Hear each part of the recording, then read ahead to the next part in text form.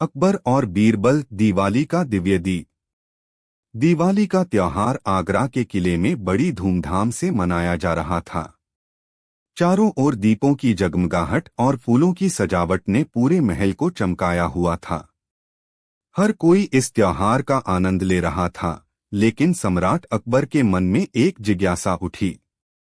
अकबर ने सोचा, दिवाली तो हर साल मनाई जाती है, लेकिन क्या इस त्योहार का महत्व और खुशी एक ही तरह से हर किसी के जीवन में आती है? इस सवाल का उत्तर जानने के लिए उन्होंने बीरबल को बुलाया और कहा, बीरबल, मुझे इस दिवाली का एक विशेष अर्थ जानना है। क्या तुम मुझे इस त्योहार की सच्ची खुशी का रहस्य बता सकते हो?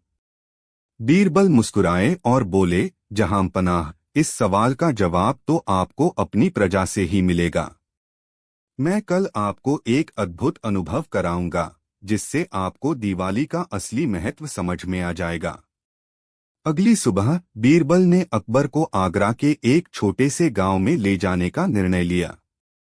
गांव की गलियों में घूमते हुए अकबर ने देखा कि लोग अपनी छोटी छोटी झोपड़ियों को दीपों से सजाने में व्यस्त थे।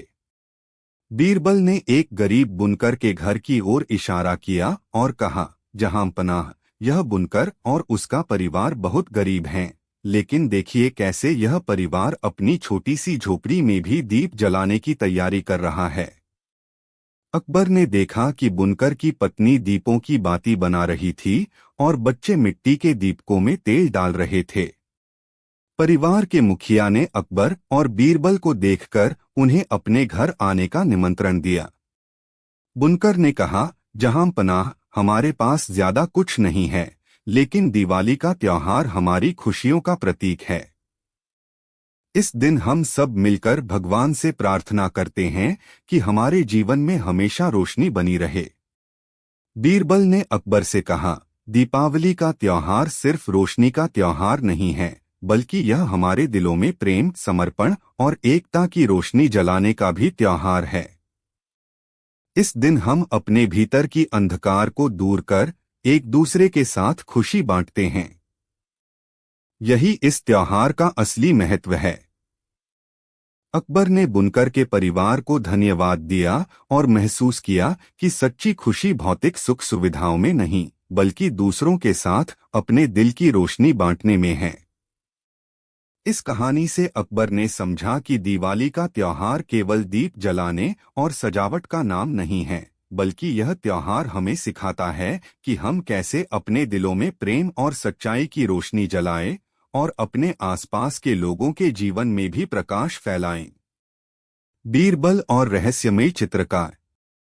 एक दिन अकबर के दरबार में एक विशेष प्रकार की हलचल थी। एक विदेशी चित्रकार, जिसकी चित्रकारी की दुनिया भर में प्रशंसा होती थी, अकबर के दरबार में आया था। उसका नाम लियोनार्डो था और वह अपनी कला में इतना कुशल था कि लोग उसके चित्रों को असली चीज समझ लेते थे। राजा अकबर इस अद्भुत चित्रकार से मिलकर बहुत प्रभावित हुए और उन्होंने उसे अपने दरबार में चित्रकला की कला दिखाने का आदेश दिया। लियोनार्डो ने कहा, महाराज, मैं आपकी इच्छा का सम्मान करता हूं, परंतु मेरी एक शर्त है। मैं एक चित्र बनाऊंगा और उसे दीवार पर लटका दूंगा। आपको उसे ध्यान से देखना होगा और बताना होगा कि उसमें क्या कमी है। यदि आप उसे ढूंढ पाए तो मैं हार मान लूंगा, अन्यथा मुझे जीत का सम्मान मिलेगा। अकबर ने यह शर्त स्वीकार कर ली और दरबार में सभी दरबारियों को उपस्थित होने का आदेश दिया। लियोनार्डो ने एक सप्ताह में एक अद्भुत चित्र बनाया। चित्र में एक अद्वितीय परिदृश्य था जिसमें एक झील, पहाड़, पेड़ और एक पक्षी उड़ते हुए दिखाई दे रहा था। वह चित्र इतना जीवंत था कि हर कोई उसे देखकर दंग रह गया। चित्रकार ने उसे दरबार की दीवार पर लटका दिया और अकबर से कहा, महाराज, इस चित्र को ध्यान से देखें और बताएं कि इसमें क्या कमी है। अकबर ने चित्र को ध्यान से देखा, परंतु उन्हें कुछ भी ऐसा नहीं लगा जो गलत हो। चित्र में सब कुछ बिल्कुल सही और सजीव प्रतीत हो रहा था। दरबार में उपस्थित सभी दरबारी भी चित्र को ध्यान से देख रहे थे, परंतु कोई भी किसी भी त्रुटि को नहीं खोज पाया। अकबर ने बीरबल की ओर देखा, जो अभी तक चुपचाप खड़ा था। बीरबल ने एक हल्की मुस्कान के साथ चित्र की ओर देखा और फिर अकबर से कहा, महाराज, इस चित्र में कमी है और यह इतनी सूक्ष्म है कि उसे पकड़ पाना आसान नहीं है। अकबर ने उत्सुकता से पूछा, तो बीरबल, हमें बताओ कि इस चित्र में क्या कमी है। बीरबल ने चित्र की ओर इशारा करते हुए कहा, महाराज, इस चित्र में सब कुछ जीवंत और वास्तविक लगता है, परंतु एक चीज है जो इसे असली नहीं बनाती। अकबर ने हैरानी से पूछा, वह क्या चीज है बीरबल? बीरबल ने कहा, इस चित्र में झील के पास पेड़ हैं, पेड़ों पर पत्तियां हैं, परंतु एक भी पत्ता हवा में नहीं हिल रहा है। यह दर्शाता है कि यह चित्र केवल एक चित्र है और इसमें जीवन नहीं है। अगर यह असली होता तो पेड़ों की पत्तियां हवा में अवश्य ही हिलती। लियोनार्डो ने बीरबल की बात सुनी और मुस्कुराते हुए कहा, आप सही कहते हैं बीरबल। इस चित्र में जीवन नहीं है और आपने उसकी कमी को पहचान लिया। मैं आपकी बुद्धिमत्ता की प्रशंसा करता हूं। अकबर ने बीरबल की प्रशंसा की और लियोनार्डो को उनकी कला के लिए सम्मानित किया। उन्होंने कहा, यह चित्र अपनी जगह पर अद्वितीय है और बीरबल की दृष्टि ने उसे और भी विशेष बना दिया है। इस प्रकार बीरबल ने अपनी तीक्ष्ण बुद्धि और अद्वितीय दृष्टिकोण से एक बार फिर से साबित कर दिया कि वे अकबर के सबसे विश्वसनीय और चतुर सलाहकार हैं। बीरबल और अदृश्य संगीतकार बड़े प्रेमी थे और वे समय समय पर दरबार में विभिन्न संगीतकारों को बुलाते रहते थे। इस बार उन्होंने एक अद्वितीय संगीतकार को आमंत्रित किया था, जिसका नाम शेख चांद था। उसके बारे में कहा जाता था कि उसकी बांसुरी की धुन इतनी मधुर थी कि सुनने वाला व्यक्ति उसे सुनकर अपनी सुध-बुध खो बैठता था। दरबार में जब शेख चांद आया तो उसने सबको पहले ही एक अजीब सी चेतावनी दी। उसने कहा, महाराज, मेरी बांसुरी की धुन इतनी अद्भुत है कि इसे सुनने के बाद लोगों को कुछ देर के लिए दिखाई देना बंद हो जाता है।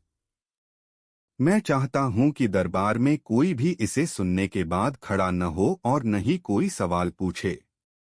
अकबर ने शेख चांद की शर्त मान ली और आदेश दिया कि दरबार में सभी लोग धैर्यपूर्वक बैठे रहें और बांसुरी की धुन का आनंद लें। शेख चांद ने बांसुरी बजाना शुरू किया। उसकी धुन इतनी मधुर और भावनात्मक थी कि पूरा दरबार मंत्रमुग्ध हो गया। धीरे धीरे सभी दरबारियों ने महसूस किया कि उनके सामने सब कुछ धुंधला हो रहा है। कुछ ही क्षणों में सब कुछ गायब हो गया। दरबार अंधकारमय हो गया और सभी को ऐसा लगने लगा मानो वे अंधे हो गए हों। शेख चांद ने बांसुरी बजाना बंद कर दिया और तभी दरबार में हर कोई परेशान हो उठा। वे आपस में बात करने लगे कि अब क्या होगा, कैसे सब कुछ पहले जैसा होगा। कुछ समय बाद धीरे धीरे सबकी दृष्टि वापस आने लगी, लेकिन तभी शेख चांद गायब हो चुका था। उसकी बांसुरी और वह स्वयं दोनों ही दरबार से लापता थे।